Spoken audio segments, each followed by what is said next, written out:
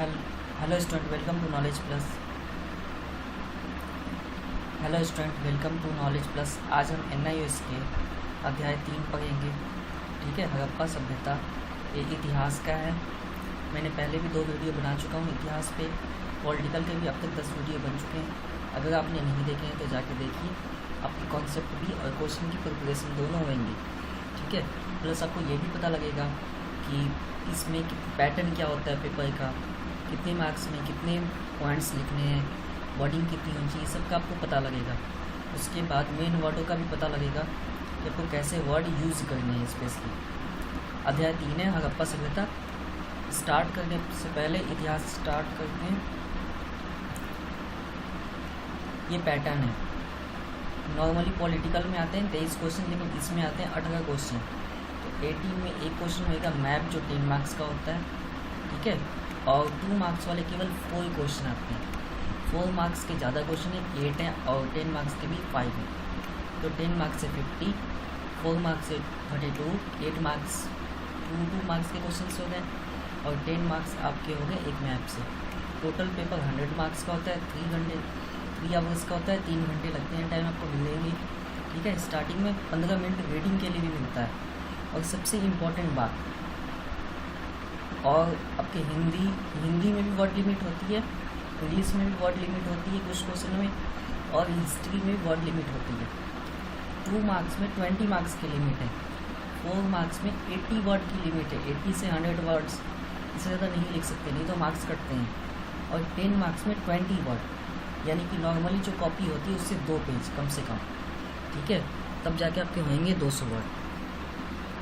आप स्पेशली इसके लिए सीक्वेंस बनाइए, एक लाइन में 5 वर्ड या 6 वर्ड कीजिए, और उसी सीक्वेंस में पूरा प्रिपरेशन कीजिए जो क्वेश्चन मैं यहाँ पे कराऊंगा। ठीक है, वीडियो अगर अच्छा लगता है तो लाइक शेयर सब्सक्राइब जरूर कीजिए। अगर आपके दोस्त पहले से NIOS में हैं या आपके साथ फॉर्म फिल किया है तो उनको भी ये वीडियो शेयर कीजिए, उनकी भी हेल्प होगी और आपकी भी। कोई भी डाउट हो तो आप कमेंट बॉक्स में पूछ सकते हैं डायरेक्टली। अध्याय 3 है, जो क्वेश्चन है वो इम्पोर्टेंट है। हड़प्पा सभ्यता। हड़प्पा के लोग उद्योग और शिल्प का वर्णन। हड़प्पा के लोगों के उद्योग और शिल्पों का वर्णन कीजिए। Give an accounts of industries and crafts of Harappan peoples. 10 marks में क्वेश्चन है, तो मेरे में ज़्यादा वर्डिंग है, 220 वर्डिंग है। ठीक है, पूरे आंसर में। तो सबसे पहले मैंने यहाँ पे बताया उद्योग बेस पे, शिल्प बेस पर नहीं बताया, पहले इंडस्ट्रीज बेस पर बताया। जो हड़प्पा के लोग थे, आज अगर हम धातु की बात करें तो एल्युमिनियम, लोहा, चांदी और पता नहीं कितने प्रकार की धातु का उपयोग होता है, इससे भी ज़्यादा। ठीक है, लेकिन हड़प्पा के टाइम 3 धातु सबसे इम्पोर्टेंट थे, लोहा थे, सोना और चांदी। ठीक है, हड़प्पा के लोग लोहे के अतिरिक्त सभी प्रकार की धातुओं से परिचित थे। वे सोने और चांदी के धातुओं से वस्तुएं बनाते थे। वस्तु में क्या बनता था? मोती, यानी मोती के जो आज आप देखते हैं सोने चांदी से जो मोतियाँ बनती हैं वो तब से बन गई हैं, तब से हड़प्पा काल से। हाँ जी, हड़प्पा काल की खोज किसने की? कनिंघम ने की थी। ठीक है, ये एक आर्कियोलॉजिस्ट था, पुरातत्व वैज्ञानिक। मोतिया, बाजूबंद, सुइया और गहने बनाए जाते हैं। ठीक है, इससे सोने और चांदी से, ये पहला पॉइंट है। सेकंड में देखते हैं, सोने से ज़्यादा चांदी का उपयोग प्रचलित था। इसमें गहने में, तस्तरी में, इन सब। तस्तरी प्लेट की बात होगी यहाँ पे, जो प्लेट होती है ना खाने के लिए, तो चांदी के प्लेट में ही खाना खाते थे। ठीक है, तांबे के औजार, अस्त्र शस्त्र, यहाँ पे जो वेपन्स होते थे यानी हथियार, वो किसके थे? तांबे के। कुल्हाड़ी, छेनी, चाकू, भाले के नोक, तीर, ये सब किसके थे? तांबा का ही यूज हो रहा था, लोहे से भी ज़्यादा। मिट्टी के बर्तन बनाना भी हड़प्पा काल के लोगों का एक मुख्य उद्योग था। उस टाइम स्पेशली मिट्टी के बर्तन भी प्रचलित थे।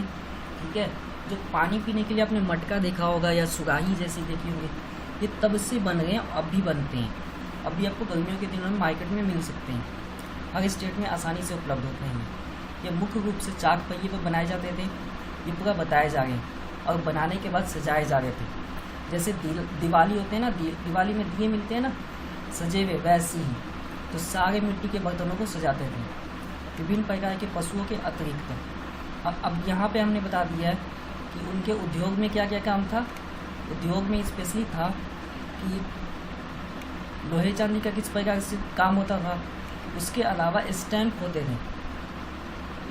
यहाँ पे एक लाइन में स्टैम्प बोला गया है। व्यापार कोई भी हो बिना एग्रीमेंट के सक्सेस नहीं होता, तो इसके लिए स्पेशली स्टैम्प होता है। स्टैम्प यानी मुहर लगाई जा रही थी और उसी मुहर के द्वारा काम हो रहे थे। उस मुहर पर कुछ लिपि है यानी कुछ लिखा हुआ है, वो लिपि अभी तक नहीं पढ़ा जा चुका है। ठीक है, अनेक विद्वान ये मानते हैं कि उस पर मतभेद है। कुछ मानते हैं कि भगवान के चित्र हैं, कुछ पशु के चित्र हैं, तो अभी तक परफेक्ट रीज़न किसी ने भी नहीं दिया है। हड़प्पा के अनेक स्थलों में पुरुषों और महिलाओं की बड़ी संख्या में मिट्टी की मूर्तियाँ प्राप्त हुई है। अब हम शिल्प की बात करें। हमने पहले बात की उद्योग की, और यहाँ से 3 पॉइंट होंगे आगे। ये सारे पॉइंट शिल्प के ही हैं। हड़प्पा के अनेक स्थलों पर महिलाओं की बड़ी संख्या में मूर्तियाँ प्राप्त हुई है।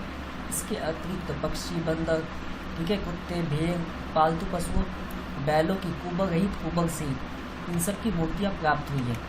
इसके अतिरिक्त यहाँ पे वाहन परिवहन की भी यहाँ पे ये मिला है मॉडल।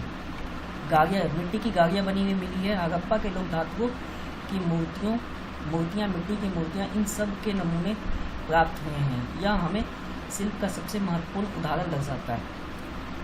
ठीक है, शिल्प में स्पेशली मूर्ति है। उसके अलावा 1-2 पॉइंट और आप और लिख सकते हैं कि हम हड़प्पा काल में ही हमने अलग अलग प्रकार के देवी देवताओं की मूर्तियाँ प्राप्त हुई हैं।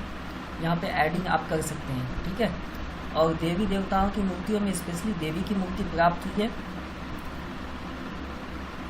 अब चलते हैं नेक्स्ट क्वेश्चन पे। नेक्स्ट क्वेश्चन सिंपल ही है, डायरेक्टली 2 मार्क्स में आया हुआ है।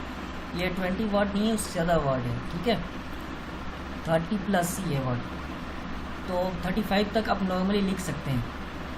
हड़प्पा सभ्यता को कभी कभी सिंधु घाटी सभ्यता क्यों कहा जाता है। सिंधु घाटी सभ्यता को हड़प्पा सभ्यता इसलिए कहते हैं क्योंकि वो पहला स्थान था जहाँ हड़प्पा सभ्यता के अवशेष और साक्ष्य मिले हैं। इसके अतिरिक्त यहाँ पर सिंधु नदी भी बहती है। बस इतना ही लिखना है 2 मार्क्स में, इससे ज़्यादा नहीं लिखना है। अगला क्वेश्चन भी आपका 10 मार्क्स में ही है। अब जो मैंने पहले ऊपर क्वेश्चन कराया था कि उद्योग और शिल्प का वर्णन करें, उसी में से कुछ पॉइंट उठाकर यहाँ पे आप आंसर आसानी से बना सकते हैं। यानी अगर आप एक क्वेश्चन कर सकते हैं तो सेकंड की प्रिपरेशन साथ के साथ होगी। थोड़ी सी मैनेजमेंट आपको सीखनी होगी यहाँ पे इस क्वेश्चन को हैंडल करने के लिए।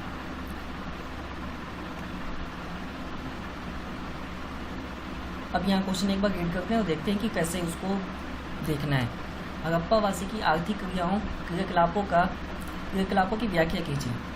आर्थिक क्रियाकलाप का मतलब होता है कि उसके पास, हड़प्पा के लोगों के पास आमदनी के लिए कौन कौन से जरिए थे। तो जाहिर सी बात है, जो सामान बिकेगा उसी से पैसे आएंगे, यही एक रास्ता होता है।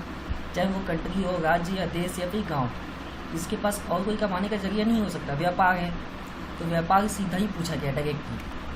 कई बार क्वेश्चन आ भी जाता है कि हड़प्पा के व्यापार का वर्णन करें, तब भी आंसर यही लिखना है आपने।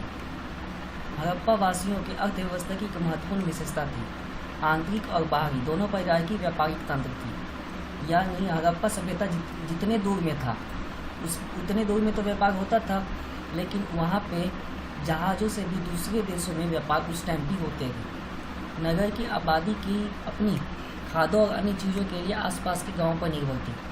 मतलब नगर में जितने खाने पीने की चीज़ें थी, उस वस्तुओं के लिए वो कहाँ से आ रही थी, नगर की गांव से वो आ रहे थे। यानी गांव वाले कमाने के लिए अपने वस्तुओं को नगर में बेच रहे थे। इसीलिए गांव और शहर के बीच परस्पर संबंध विकसित हुए। आज जो आप संबंध देखते हैं कि गांव से लोग शहर आते हैं काम करने, वो तब से ये सिस्टम चला आ रहा है। ये कोई नया सिस्टम नहीं है कि गाँव से लोग शहर में काम करने आते हैं, क्योंकि शहरों में रोजगार मिलता है इसलिए आते हैं।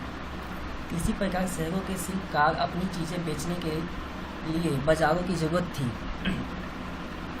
शिल्पकार वही वो बात होगी मूर्ति, ठीक है, मूर्ति, मटके, ये सब बनाने वाले की बात होगी यहाँ पे। हड़प्पा के लोग लोहे के अतिरिक्त लगभग सभी प्रकार की धातु से परिचित थे। यहाँ पे सारे पॉइंट पहले वाले रिपीटेड है, इसलिए मैं फास्ट कर दे रहा हूँ। जो मैंने वर्ड वहाँ मिस किए तो यहाँ पे कवर कर रहा हूँ, ठीक है। वे सोने और चांदी की वस्तुएं बनाते थे। सोने की वस्तुओं में मोती, सुइयाँ, बाजूबंद, अन्य गहने शामिल थे। गहने तभी से पहने जा रहे हैं, ये जो आप देखते हैं सोने और चांदी के गहने तब से आज चले आ रहे हैं। हड़प्पा सभ्यता की समृद्धि इसकी फलती फूलती विकसित आर्थिक गतिविधियों पर आधारित है। इसके अलावा सिंधु नदी की उपजाऊ भूमि ने यहाँ की अत्यधिक भूमि कृषि उपज से अपना योगदान दिया है। अब इसमें स्पेशली सिंधु नदी जो कृषि में था, तो कृषि का योगदान सिंधु नदी से ही आप अंदाज़ा लगा सकते हैं, इतनी उपजाऊ भूमि थी। ठीक है, तो अर्थव्यवस्था तो ऑटोमेटिक स्ट्रांग होएगी, तो व्यापार होएगा भी और व्यापार बढ़ेगा भी, फिर तो अर्थव्यवस्था तो ऑटोमेटिक ठीक हो जाएगी। इसी से कृषि भी एक कारण था। तो टोटल 3 कारण थे इसमें आर्थिक क्रिया ठीक करने के लिए। फर्स्ट कारण क्या था? व्यापार। दूसरा क्या था कि व्यापार किसके द्वारा हुए? शहर और गांव के संबंध के द्वारा। उसके अलावा व्यापार के 2 रास्ते थे, आंतरिक व्यापार यानी देश के अंदर व्यापार और देश के बाहर, दोनों व्यापार होते हैं। उसमें कृषि ने भी अपना योगदान अच्छी तरह दिया था।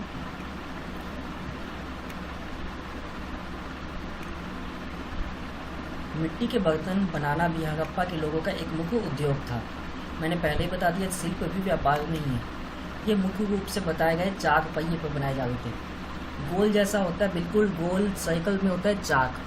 ठीक है, वो घूमता है, आपने मूवी भी देखा होगा दबंग में। ठीक है, उसमें वो बनाते हैं मटका, उसी की बात हो रही है। तो उसी पहिए के द्वारा बनाए जाते थे और बनाने के बाद सजाए जाते थे और तब मार्केट में बेची जाती थी। ये पूरी आर्थिक प्रक्रिया थी, तो ये तब से आज तक है। अब क्वेश्चन कोई भी हो हिस्ट्री का, आप तब याद कर सकते हैं जब उसको आज के टाइम से रिलेट कीजिएगा तब होएगा, नहीं तो याद ही नहीं होएगा। ये लास्ट क्वेश्चन है हमारा, ये 4 मार्क्स का है। यहाँ पे डायरेक्टली पूछा गया स्टैम्प की विशेषता। तो स्टैम्प तब से है, सामान इंपोर्ट के लिए हो गए थे। अगर कोई जा रहा है एक जगह से दूसरे स्थान तक तो भी स्टैम्प लगते थे। कोई गांव से सामान लेकर आया है बेचने के लिए मार्केट में, तब भी स्टैम्प लगते थे। ठीक है, एक पर्ची दी जा रही थी, उससे पूरी प्रक्रिया के द्वारा वो बेच सकता था, नहीं तो नहीं बेच सकता है। हड़प्पा के लोग विभिन्न प्रकार की मोहरों से परिचित थे, बनाते भी थे और परिचालित भी थे। विभिन्न स्थानों से लगभग 2000 से भी ज़्यादा मोहरें प्राप्त हुई हैं। ये मोहरें आमतौर पर चौकोर शक्ल में थी और सलखेरी से बनी थी। ध्यान देने की बात है कि मोहरों पर चित्र थे अनेकों प्रकार के, लेकिन केवल घोड़े के चित्र नहीं थे। यानी इतने सारे पशुओं में सिर्फ घोड़े की चित्र उन्होंने नहीं बनाई थी। हड़प्पा की मोहरों पर कुछ चिन्ह और लिपि यानी भाषा। इतिहास में भाषा नहीं, लिपि वर्ड का ही यूज होता है। तो लिपि मिले हुए हैं, ठीक है, चिन्ह मिले हैं जो अभी तक नहीं पढ़ा जा चुका है। अलग अलग विद्वान का अलग अलग तर्क है। कुछ कहते हैं कि उस पर जो लिपि है वो जानवरों के चित्र है, कुछ देवी देवता कहते हैं। इसीलिए जब तक इसका तर्क और जब तक इसका प्रूफ परफेक्ट नहीं होगा तब तक उस लिपि का भाषा अभी तक नहीं पढ़ा जा चुका है। सबसे प्रसिद्ध मोहर है जिस पर सिंगों वाला एक पुरुष देव का चित्र है। यही है सबसे उस टाइम का प्रचलित मोहर। ठीक है, इतनी ही विशेषता बताइए, आपको 3+ मार्क्स जरूर मिलेंगे। और वीडियो अच्छा लगा तो लाइक शेयर कमेंट किया कीजिए। ठीक है, नेक्स्ट वीडियो मिलेंगे। धन्यवाद।